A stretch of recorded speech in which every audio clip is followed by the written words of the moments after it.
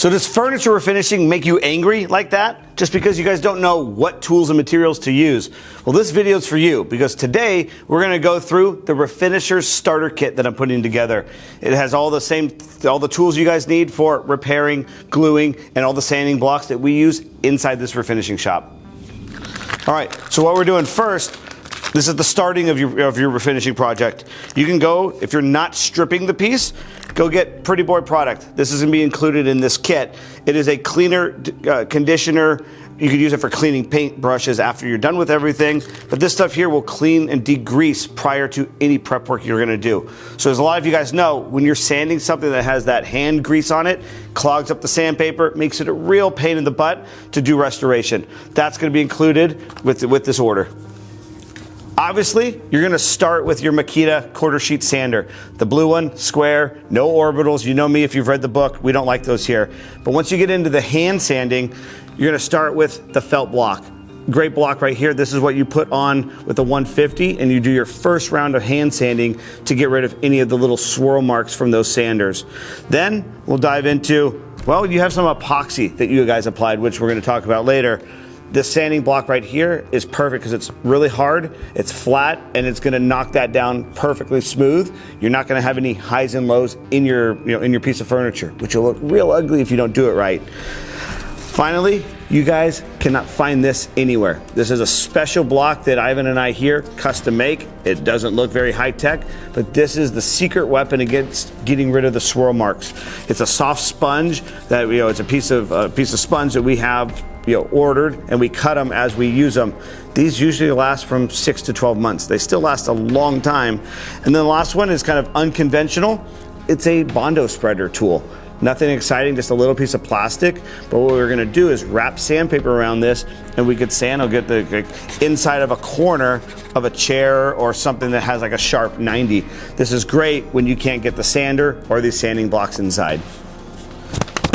And then when you guys are ready to sand, we're going to include multiple pieces of paper, probably 4 each, of the 150 grit, the 220 grit, and the 320 grit. These are the main ones we do. And you know what I'm going to do right now? I'm just going to add in a 100 grit sandpaper as well. Not necessary for any machine sanding, but you will need those for sanding some of the epoxy fillers. So now that you've seen the sanding blocks and the sandpaper, what's the next thing you got to do? Any guesses? Well, putting epoxy. You're going to be doing your steaming with the iron, which will lift up dents and scratches. But if you have any little chips or any little dents, you're going to want to use the Mohawk epoxy filler sticks. And you guys know that these are way better than Bondo. Stop buying that Bondo stuff, start buying these instead. And inside this kit, I'm going to include a variety pack. We're going to take a stick of each color that we use in the shop, chop them up, and give you guys a little piece for to get going, to get you started. And how are you guys going to apply it? The sanding, the putty knife. It's called a burn-in knife. Great one. These last you many years. As long as you keep them clean and keep them well maintained, these will last a very long time. Super glue. You're going to need, in the side of this starter kit, there's going to be a little bottle of the super glue that we use. Same exact one we use inside this shop. This stuff is great for small cracks, little veneer damage, little hairline seam cracks. This is perfect for that. All right, but you're here for seeing these things in action. And while we get ready and get everything going, make sure to go hit that subscribe button down below and comment. Tell me where you guys are from. I would love to know where all of you are watching from around the world. It's just really fun to see on my end that it's way more than just 2 guys hanging out in a wood shop. So, since you guys are down there in the comments, let me know what you think. Who designed this? It's a very iconic mid-century modern chair. This is only a partial of the chair. The back is sitting behind, behind the camera. But what we're gonna do now though is show you how to do all this stuff in action. This piece is to the point where you would be in the same part of the process. This has been stripped. It has been rough sanded with the Makita sander with 150 grit. Now we got to do a little bit of inspection for some glue work and some epoxy work before we get back into sanding. So the epoxy filler is a great filler to use. It's a 2-part epoxy, and what you're going to want to do is cut it just straight down with your putty knife. You don't want to waste it. This stuff does get expensive. You want to just use what you're expected to use for that repair, because anything that's left over is just wasted money. Just throw 25 cents down in the trash. But what we're gonna do is mix this up for about a minute and start kind of inspecting for like little damage. I see a little bit on the bottom of this foot right here. But this is where, when you're sanding it with your machine, you're gonna be looking over it to see, okay, there's a dent there, there's a scratch there. You're gonna have to have a little bit of memory when you're working on your furniture. You want to kind of know what, what's hiding there as you're going. That's why it's really good to just do this as you're, as you're working on it.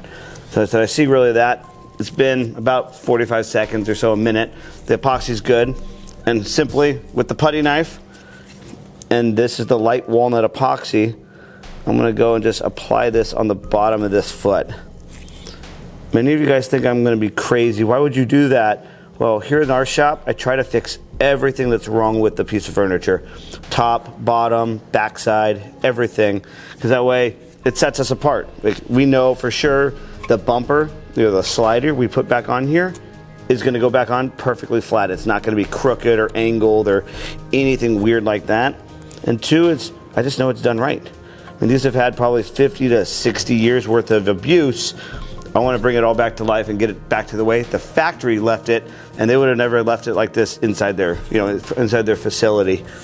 So what we're gonna do is we're gonna let that epoxy dry, and then we'll dive into a little bit of sanding. I'm gonna show you kind of how we use each of those sanding blocks. So as we're letting that epoxy dry, what we're trying to do right now, if you look real close, even with the finishing sander from Makita, it has these little swirl marks. They're nowhere near as bad as an orbital sander, but every machine is gonna do this. And that's where the hand sanding comes in, and that's where the felt block that's inside this refinishing guide, or in this kit, this is what's gonna really save you. This is what helps get out those swirl marks.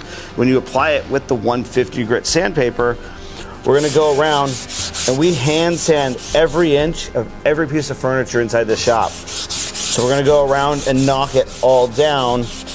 And it's a little bit harder on this one because it's a little bit of a rounded leg, but this is how we kind of get things started. We'll go around the entire piece just like this. We'll hit that with, with the 150.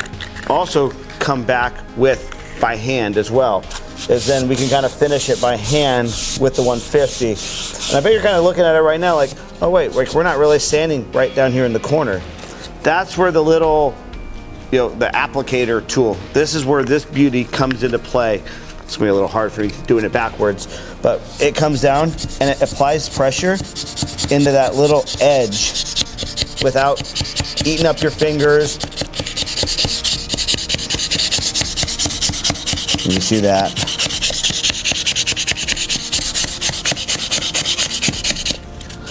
So let me blow the dust off of it first.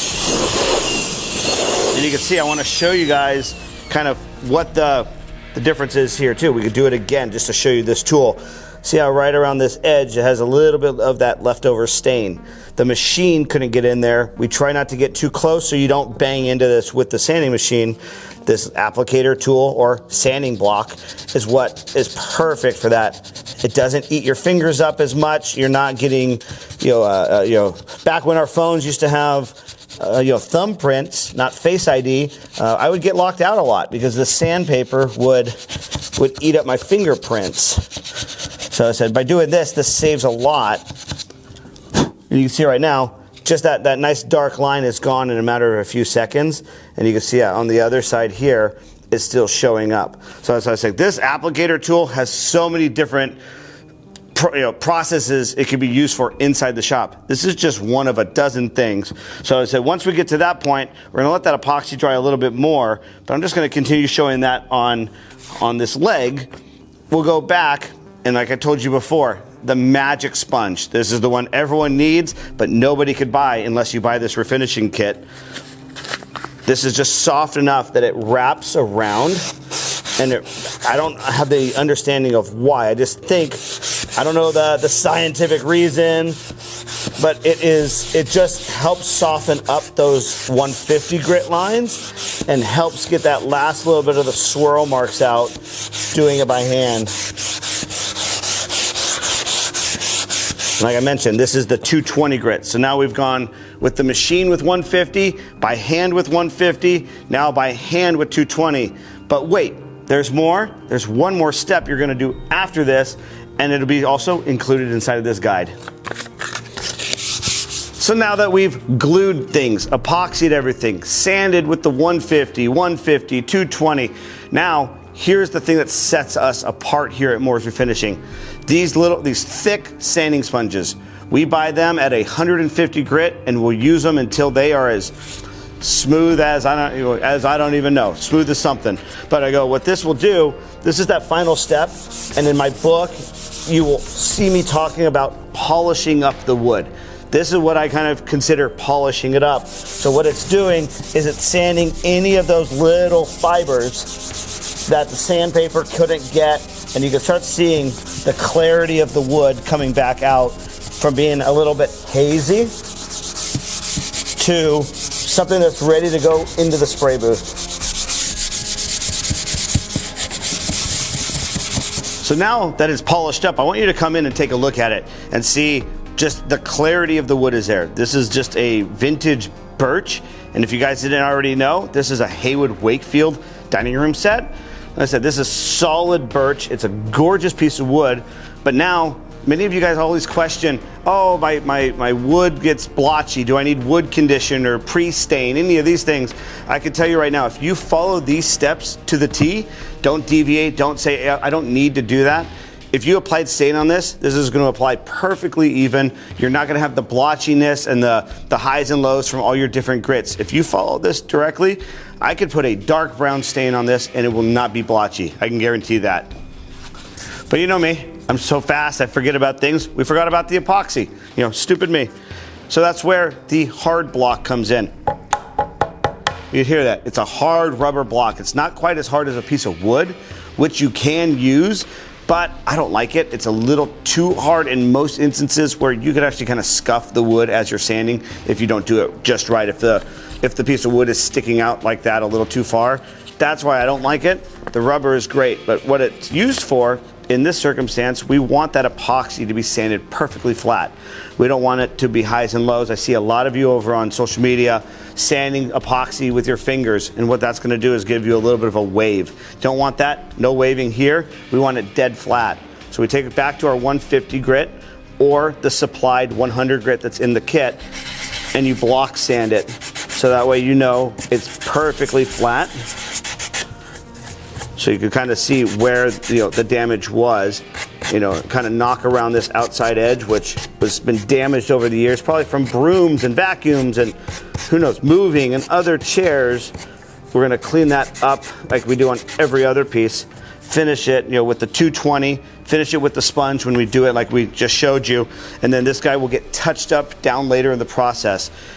Even though it's sitting here on the floor, I still like to make it go away. I don't want a customer one day to flip it over and be like, hey, what's this? I don't like that. I don't like that situation with my customers. I try to go above and beyond in every project, every single time, even if they never look at the bottom of their chairs. So if this interests you, all of these tools in one kit, I'm going to leave the link down below for my website. We have it up for sale right now for pre-order. I want to see how many of you want this. You've all been reaching out for years telling me to put this kind of stuff together. I'm doing it. Support me. Show me that you guys are interested, and we'll keep doing it. We'll do a stripping starter kit, the sanding kit, touch-up kit, toner kits. We'll do all of that here inside the shop, but I need to see if you guys want this from me. I don't mind doing it, working extra hours for you guys. That's fine with me. But wait, there's more. I want to add one more thing to this package. Everyone who orders in the pre-sale will get a PDF of this book right here. 240 pages, and this entire book will show you how to use all these products in detail. So if you're interested, I'll leave that link down below, and we'll see you guys inside.